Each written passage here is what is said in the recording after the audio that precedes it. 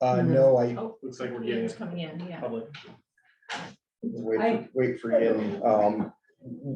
For those of you online, we are distributing some information about Green Up Day, and we can make that available in a public or in an email follow-up to commission members as well. But we're going to do another version of sort of town fair on the green like we did last year, and Yeah. have some opportunity for town boards to table things like that. And we'll probably be just very lightly launching some of the comprehensive plan effort with our planning department presence there. So Great, okay. yeah.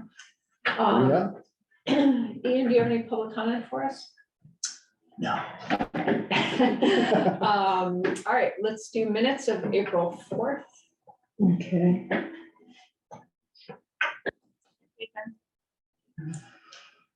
All right, I don't know if Sheila's. Sheila's not, but I think everybody else. She often joins us. Probably needs to make a- Okay. I made a couple changes, although they didn't, for some reason, they weren't highlighting. I think the track changes might not have been on. But they were just really minor. They fixed Carla Carson's last name, that kind of thing, so. So I'll entertain a motion to approve the minutes, or if anybody has amendments, we can hear it about comments, mistakes, omissions. I'll move to approve. I'll second. All right, so do you move? I move. All right, Adam Chapin Seconds. seconds. Thank you. All in favor of the minutes as, well, shown? All right. Aye. Okay, and Jill, you voted? Or are you abstaining? Abstaining, sorry, I wasn't there last week. Weren't there last week, or last meeting, right? Okay. Right, so. Thank you very much. Matt, do you want to give us a quick overview of the South Burlington bylaw amendments? Sure. So this is an amendment to the South Burlington zoning. And it's kind of interesting. It amounts to essentially requiring solar panels on buildings where the state commercial building energy standard requires racking for solar panels. So some of you may recall that during the form-based code project for Williston, we stopped short of requiring solar generation outright, and we were advised that we couldn't require it. So South Burlington's going to give it a whirl. We'll see if they're successful. I did talk to Taylor Newton, who was, our CCRPC person, who said, that's a public service board thing. You probably can't require that.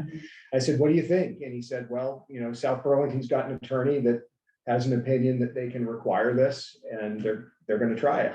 So that's there's a bunch of sort of ins and outs and exemptions and things, but that's the general requirement here. I have no concerns that this will adversely impact Williston in any way, but it's an interesting example. It's one to watch. Melinda and I talked about it a little bit from just an energy perspective, and our thought was it really feels like if commercial building energy standard in whatever instance requires the racking, it's likely that the building developer is just going to put the panels on anyway. At that point, it feels kind of like a no-brainer, and maybe we'll benefit from that as well. The only other thing is I think we want to be vigilant in the case of a form-based code approved flat roof building. If somebody's trying to get some of their required private open area with a rooftop space, are they running into any sort of a catch-22 against the commercial building standard requiring solar? Or do they get an out there? And it's just something, next time I talk to somebody who builds multi-story flat roof buildings in Vermont, I'll ask them if they've ever run into that, and just make a sticky note in form-based code for if we have to go back and adjust anything around that. So, Presumably they could still put like a canopy kind of thing, right? yeah, I mean, Bump up to you close to could have a shade structure, Uh-huh. a patio canopy that was solar. There's probably some ways that the two things could be coexistent anyway, but it'll just be interesting to, watch for. And, there are times when we deal with someone who's putting a project together and they say, you guys want me to do this and the state wants me to do that. And I'm having trouble making both of them happen in the same building. So we'll keep an eye on it. And the other one? Did we have two? No, I think it was just South Burlington. Second one on setbacks and. Oh, yeah, I think it was really minor. And for some reason, my cursor is not working. Why is that? Okay. Yeah, technical and minor amendments, Oh. existing Oh, land okay. rights of way, setbacks, buffers. So they're dealing with party walls, essentially, where you have two dwelling units sharing a wall and just stating clearly that side yard setbacks don't apply in that instance. Yeah. And I will just say, there's a similar issue. It's come up a bunch of times whenever somebody's building duplexes in Williston where the structures are on common land. There's essentially what the developer will call a footprint lot, a parcel of land that exists it's the dirt under the basement. And that parcel doesn't meet any of Williston's requirements for parcels, nor does the structure on that parcel meet Williston's requirements for setbacks. So if you treat that like a real parcel of land, it fails Williston zoning. And we've never directly addressed that. The desire to create parcels underneath duplexes and triplexes like that comes out of some things that happened with FHA after the 2008 housing crash. And it's why you don't see lots of condo projects anymore, because what do they have to be, Alex? 60% pre-sold before you Something start? like that, before they're FHA approvable. I had this problem in Waterbury, actually, where there's some condos built there, and then nobody could sell them because nobody could get approved to buy them, because there's only 8 duplexes and they didn't own their own land, and so nobody could get VA, FHA, and pull up their loan types. Right. So the solution is for people to have a plat and own the dirt under their basement. And this is an issue that various communities have dealt with different ways. So this is one patch, is just to say that common lot line is not a normal lot line. It doesn't generate a side yard setback. Some communities have actually adopted footprint lot definitions and just basically saying there's this thing. It doesn't create any of the rights or responsibilities that a normal parcel creates. It's essentially, in the eyes of zoning, a legal fiction, but it doesn't really create a problem. Others like Williston, we just see them on the plat and everybody's nodding heads that no, this isn't a parcel the way we understand parcels and regulate things like minimum lot size, et cetera. So one of these days we'll write a correction for it. But you've all met Darren, and when this came around on the VPA listserv a couple weeks ago, I said, Darren said something about that. And I went back and looked, and when Darren was working for Essex, he had said on the listserv 2 or 3 years ago, yeah, we have that issue too. And so I emailed Darren, I said, did you guys ever fix it in Essex? He said, no. Okay. So everybody's nodding heads, but that's what that's about. All right. Well, I'm looking at the agenda and not seeing any additional items until we go to the select board meeting. So, Yeah, so we do you have some originally had thought that. entertainment this for would- us, or? Yeah, they pushed it back to Oh, okay. 7:40, I think, and Matt's going over beforehand to talk about sewer allocation. So if you Oh, want boy. to listen to sewer allocation, you can go over earlier. I was going to suggest also we could talk a little bit about the MPG that the town got for the town plan, comprehensive plan outreach. And The subject we're talking about tonight with the select board, Yeah. weren't there 3 more questions at the end we never got to when we were reading? oh, Two. there were 2 questions. We Two could do the questions. questions, yeah. Yeah. So we You can do can, that. given we're walking in to talk about that, they were pretty And- bad. but- Yeah, And I guess I'll just reiterate what I said in the email announcing this meeting, which is, tonight, Melinda's gonna present a version of the needs assessment slideshow. The select board has the needs assessment as transmitted from the planning commission. We're gonna touch on policy options in a sort of a general way toward the end of tonight, but we are scheduled to come back to the select board and talk about policy in more detail later on. So this group's kind of ahead of the game a little bit. We're not gonna overwhelm them tonight with percentages and affordability metrics entirely. So don't worry if we don't do that tonight, but I'll just say, well, because I'm here for like 2 more minutes before you do the questions. Our municipal planning grant, the MPG, we did receive that award. We have a $32,000 project to do public engagement around the comprehensive plan. And we have our request for proposals out on that. Responses are due May 12th. Yeah. Great. So we're hoping, fingers crossed, that we get some good responses. And that RFP is out on the town's website. So if you know anybody who likes to do public engagement for money, we've got some money. And I think it'll be great. We can leverage some outside help doing that work. So that's all I can say about that. let's see, let me, I'm gonna jump over. I'll see you guys over there. okay.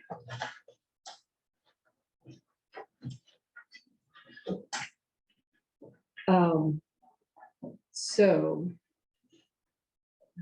if you go to, I guess, so the last 2 questions really related to short-term rentals. And if you go to menti.com and put in the code 11559921, it's pretty hard to see up there, but let's see if I can. What's that? Can you just say the code one more time? Yeah. 11559921. Thank you. And I think actually, let me present this. All right. Easier to see. So yeah, so monitor existing STRs at a certain threshold, consider regulating, adopt an ordinance as soon as possible to regulate STRs or address in the 2025 comp plan. With apologies, could you repeat that 1155? 1155. Oh, it's right up there. Sorry, I see it on the screen. Yeah. A little easier to see. And what is it you're looking for, like a score from 0 to 10 and how much we? Yeah.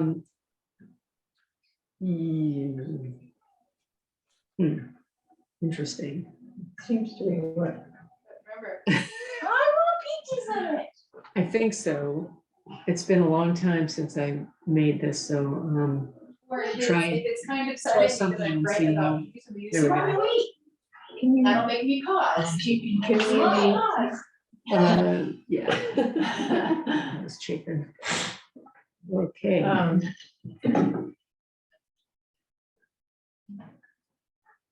Okay, there's just the one question, or is there another one? There is another one. Okay. So as soon as people are done. Yeah, sure.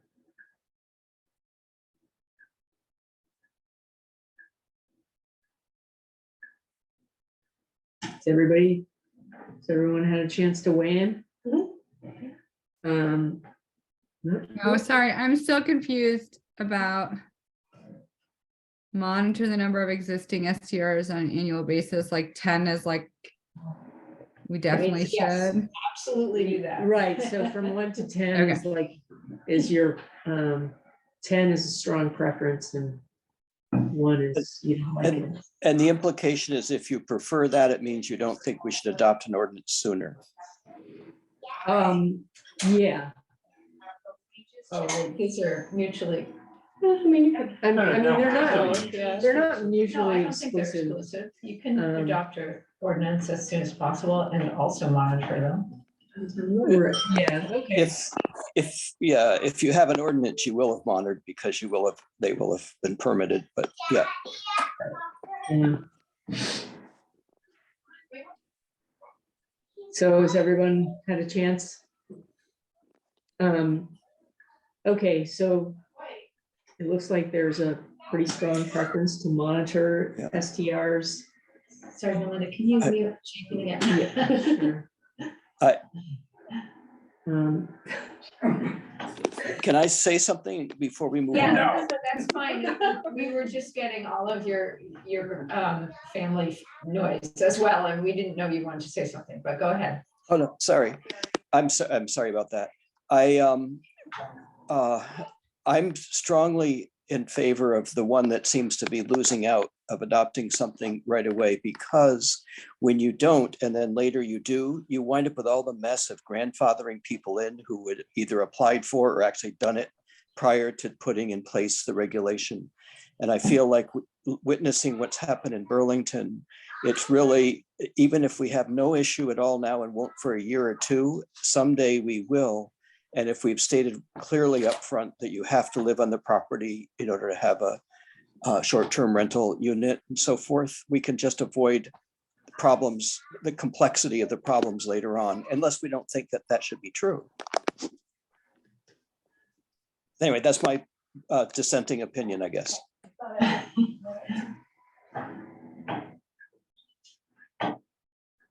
Okay, anybody else want to speak to that one? No, I guess it is a little confusing the way that I love these and I really appreciate all the effort you guys put into putting it all together, and I like the way it works. So this is not a general complaint. I just think for this thing, you could do multiple different things. If you're going to monitor them, you can do that through like online searches, or are we talking about asking people to register them?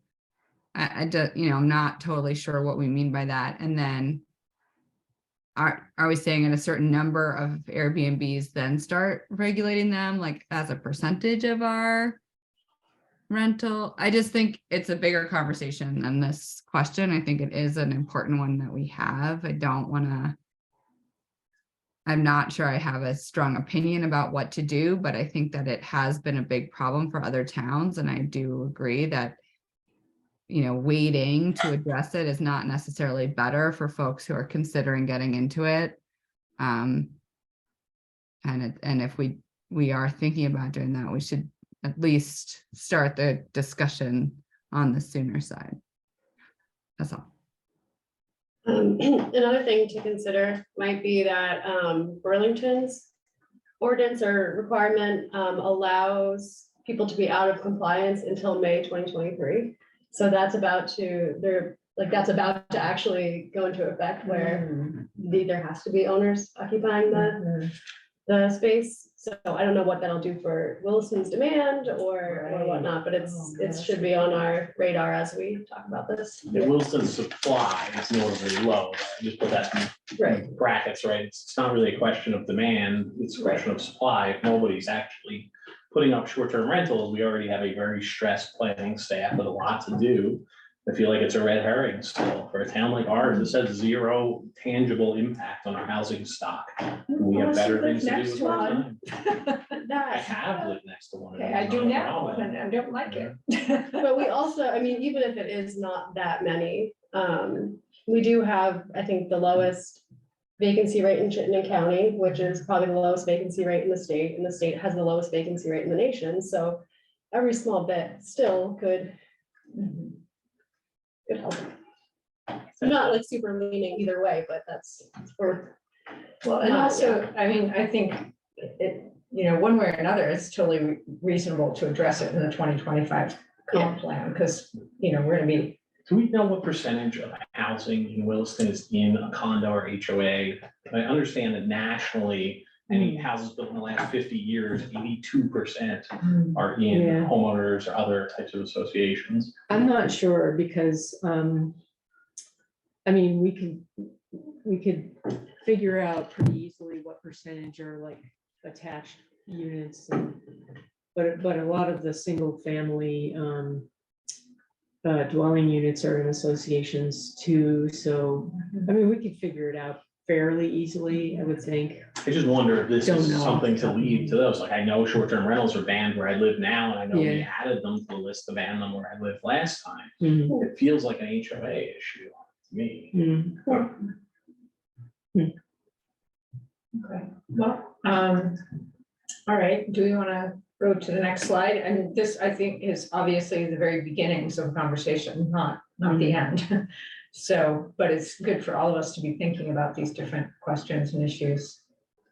Okay, if I can figure out how to get to the next slide, it should be fairly. Oh, It's wait. down at the bottom, that little bar. Thank you, great. So, yeah, so this sort of follows. There we go. Yeah.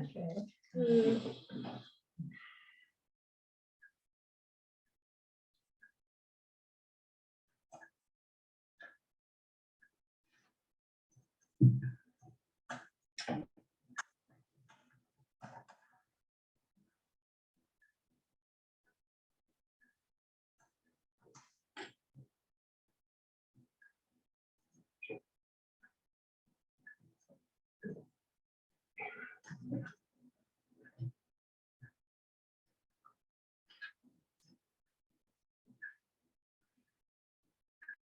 Require registration.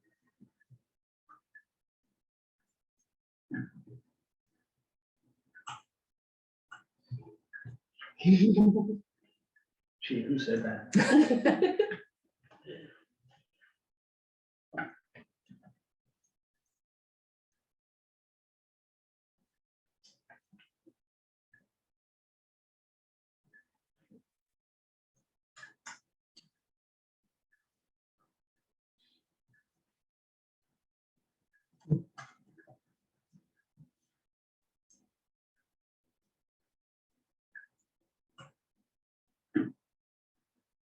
Okay.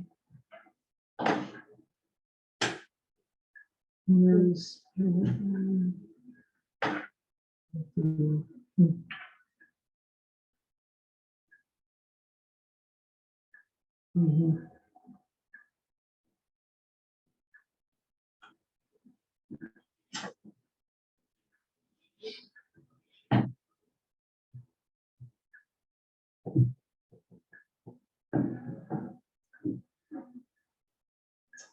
Um,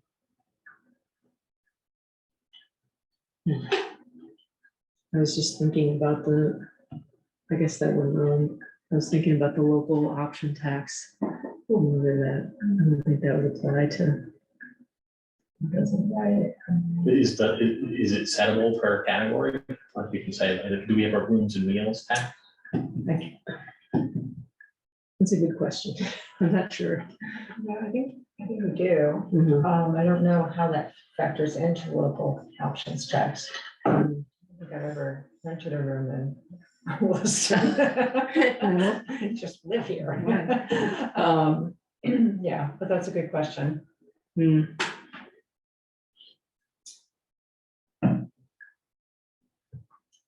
Okay.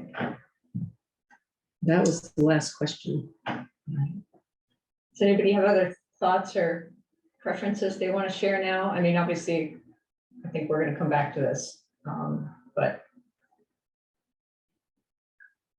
any different comments? I'd just say that, to me, some of the complexity around short-term rentals is problems with neighbors who complain that there's different people there every night and they're making noise and they're doing this and that. It puts a stress on communities. And if it's owner occupied, that stress is managed by the owner. And so I just feel like looking at experience of other towns, we can avoid a lot of problems if we start out saying they're owner occupied and registered.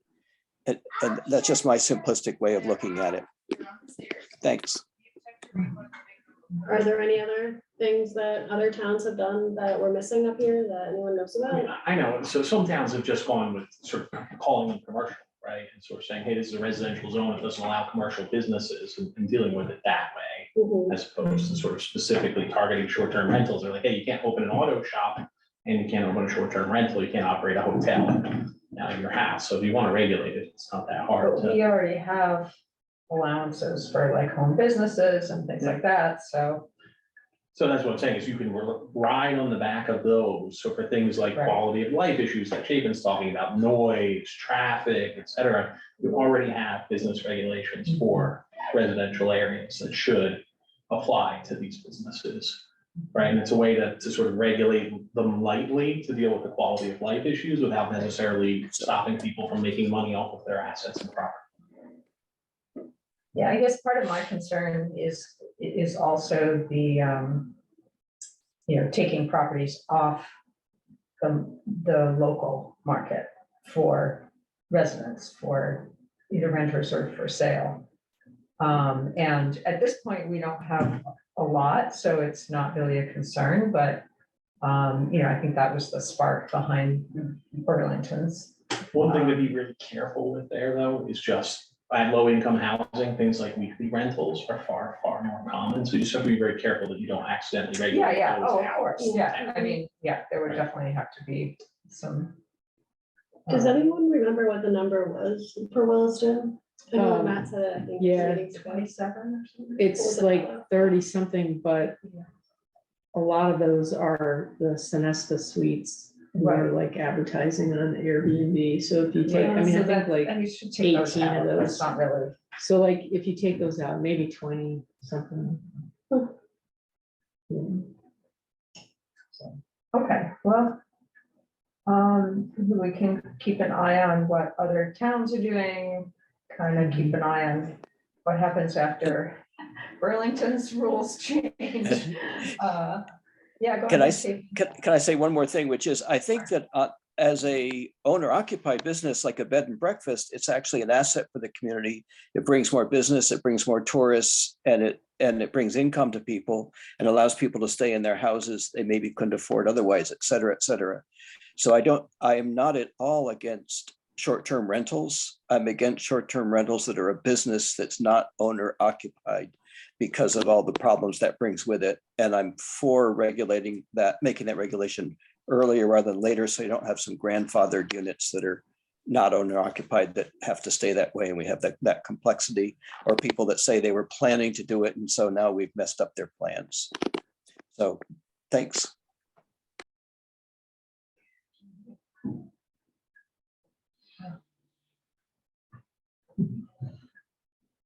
Anything else, Melinda?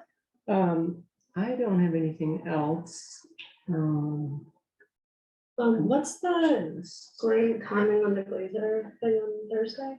Wasn't there Oh, there's the site visit. Yeah, so 4:30, meeting at the, Not until May 6th, though. Is that right? no, this Thursday is the This- site oh, this visit. Thursday? Yes, this May Thursday. 4th is the next meeting. Yeah.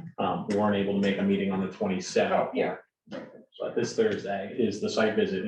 Who's planning to attend? I don't know, Chapin, is it gonna work for your schedule or? I'm good. Yeah, I was hoping to, but I have an event on campus at 5:30, so I can't be out muddy in the fields. Yeah, these things are tough to schedule. Yeah, I have to yeah, skip out on I the get Red it. Cross annual board meeting. Go do it. So.